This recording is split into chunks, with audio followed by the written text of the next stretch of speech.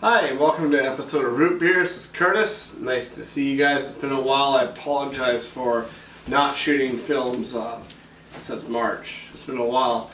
Done a lot of brewing since then. There's going to be a lot of episodes that are going to be flooding YouTube, so get ready for it. Before we start this episode, I want to talk about when you're brewing, respect the timeline of the brewing. So, a lot of people I've been talking with, they're like, oh, why do I have to wait 2 weeks for the fermentation process? It's the timeline that I found that's bang on. I've never had an issue with it. So far I've done 18 or so brews and haven't had any issues. It's been excellent.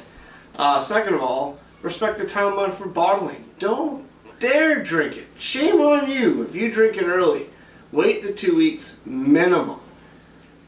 Because if you just wait like a week, you're going to be sadly disappointed and think your beer is crap, when really it's a masterpiece. So that's the kind of tips I wanted to give for this episode. The two beers we're going to be talking about today are the Grain to Glass Cream Ale and the Grain to Glass Amber Ale. So the Grain to Glass is a Winnipeg company. You can Google them, go on their website, and they have their own recipes and that. So this episode is all strictly Grain to Glass episode. So we're going to be doing that. But before I dive into the taste test, I'm going to talk about what's coming up. So we got Grain to Glass Blonde Ale review coming up. Cooper's Australian Pale Ale. Grain to Glass Irish Red Ale. Cooper's Heritage Pilsner, Cooper's Heritage Lager. I did do the draft, Cooper's Heritage Draft, and again I made all these as per what they call for. I made the draft, it was awesome, I drank it all and I'm sorry, so I didn't make a review. And there won't be a review until next time. I'll brew it just to do it again. But anyways, so that's what's coming up. Probably this week I'll have all the reviews done and caught up. So that's what you have to look forward to. But today again, like I said, we're going to do the cream ale and the amber ale, the grain to glass kits. So these are grain kits, not all grain kits. So these are grain extract kits. You can go on to their website and see it. Very easy kits to do. They take approximately, when you take your sanitation time and all that stuff into consideration, it probably takes about 3 hours to do your sanitation, your boiling. Wort chiller is highly recommended when you get into these kits, just because it's faster to chill the wort. I was using ice and making a whole pile of ice, but I'd be starting like 2 days before I knew I was going to be making the kit. So a wort chiller is definitely highly recommended. Anyways, let's get on to tasting, shall we? So we're going to do the cream ale first. It's my last cream ale, so that should tell you about something about how it's going to be. So I bottled this one on the 24th of March 2016. Today is the 10th of July 2016. So like I said, it's been a while since I've done my reviews, and I apologize again for that. But it came out at 7% alcohol by doing exactly what they wanted me to do by the instructions. So yeah, I'll let you see how it looks, but you won't be disappointed. Spoiler alert.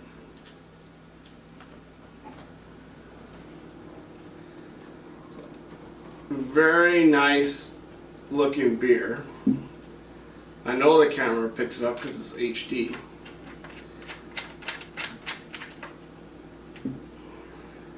Well, you got excellent carbonation. I use the Cooper's carbonation drops is how I do it. I use 740 ml bottles, so I only put 2 drops per bottle. So very nice looking, like a gold color. Not quite a gold. It's in between gold and pure brown. So nice looking beer, as you can tell. Nice little bit of head.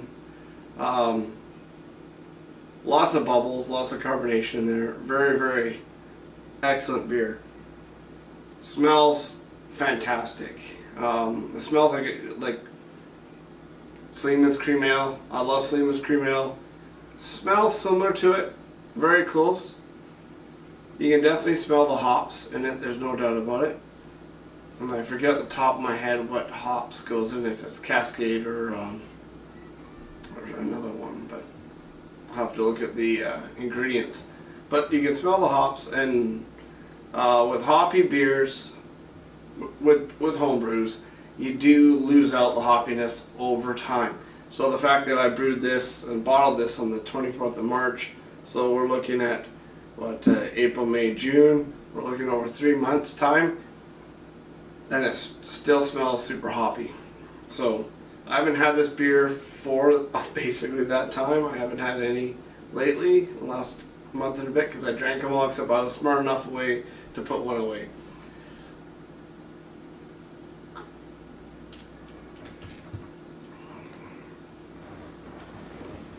Yeah, I like it. I'm not gonna lie, I'd probably say this is one of my favorite beers. This is cream ale. Next to the honey brown. Honey brown, I think you can't touch it. If you like honey brown. I like honey brown, so it was a very good honey brown.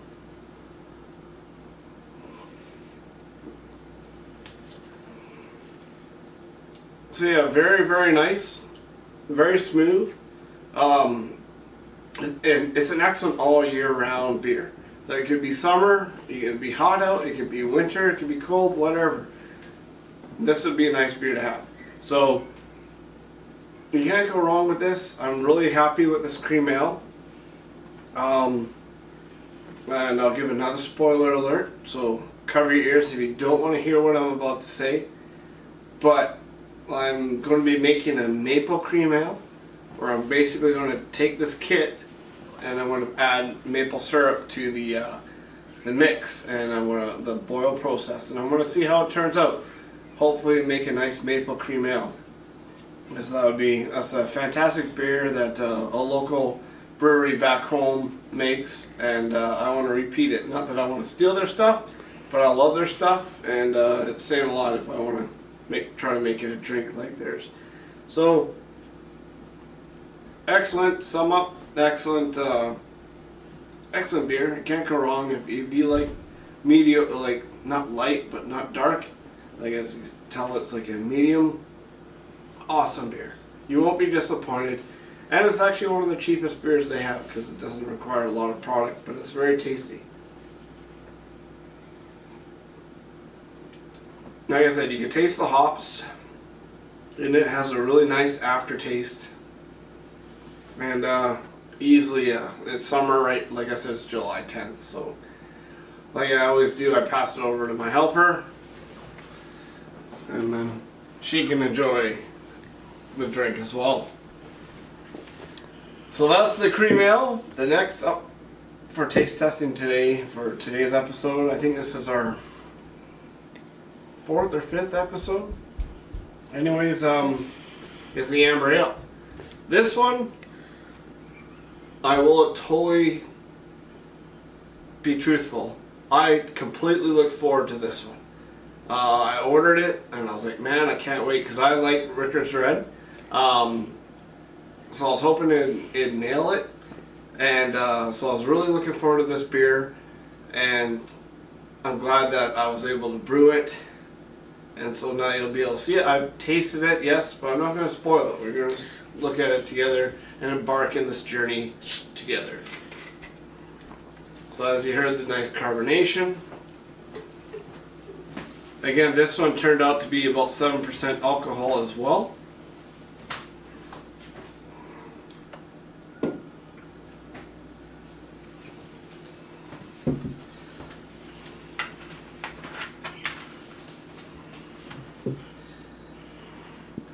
So it's a little bit ahead. That could have been just my pouring, but on the glass there's tons and tons of bubbles, like all over, like excellent carbonation. This was bottled on the 25th of March, so the day after the cream ale, and yeah, it looks great. It smells great. You can smell the hops, but it's got the typical amber ale look to it with the darker amber color, and yeah, fantastic looking beer. Let's just see how it smells and tastes. Well, I already smelled it, but you can smell the hops. Yeah, it smells fantastic.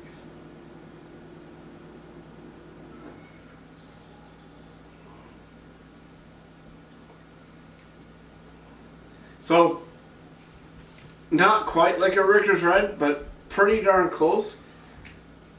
I think if you were into amber ale, you wouldn't be disappointed in this beer whatsoever.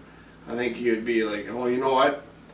This cost me $1.50 to brew per bottle, versus buying it at the store for whatever, $5 or that's pretty expensive. But you know what I mean, like $3 or $4. The $1.50 is more appealing, and it puts out a fantastic beer. Like, it's very nicely carbonated, so you can see there's bubbles and it's just continuing to form. Tastes great, smells great for amber ale. Like, so I wasn't disappointed. Let's put it that way. I was pretty happy. Like I said, I was looking forward to buying this kit. I got this kit, I brewed the kit, and when I drank my first amber ale, I was happy with it. It's nice taste amber ale. Again, not quite like a Rickers Red, which is what I was kind of hoping it might be, but it's not that far off either. So you're kind of like, for the price, it's good. And it's a fantastic beer. It's just different. So it's fantastic beer. There's no doubt in my mind that I'll be brewing this beer once again. So both those beers, I would say, they're absolutely fantastic. If I was to give them a rating out of 5, like I have in the past, they'd definitely be 4.5 stars for both. Like, they're not similar to each other. They're both ales. That's the only thing they have similar to each other. But no, excellent beer. If you're into cream ale, if you're into amber ale, you would not be disappointed with these kits. Very nice kits.